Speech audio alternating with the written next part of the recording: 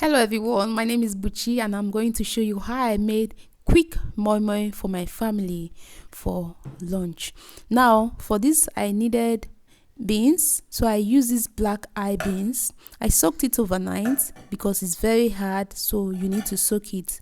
So in the morning I came and I tried to wash it with my hand, but it was stressing me, so I got out my blender and I used my blender to ease the stress of me, using the blender to wash because I was trying to remove the back of the beans. I wanted to get the inner part of the beans. I didn't want those black things on the beans, so I needed to wash it.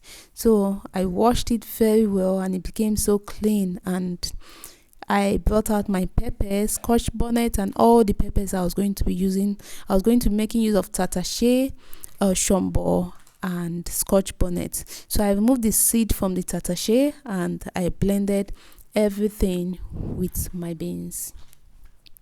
I blended it till it was very smooth. You know, beans is a plant protein, so it's very good as a source of protein.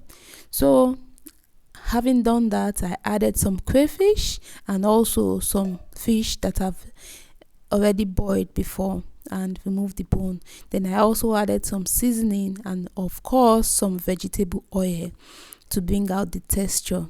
So I made sure that I turned it very well so that everything will be well mixed, and I dished it into a plate, used the foil paper to cover it, and I transferred it into my boiling water and I left it to boil for about 45 to 30 minutes.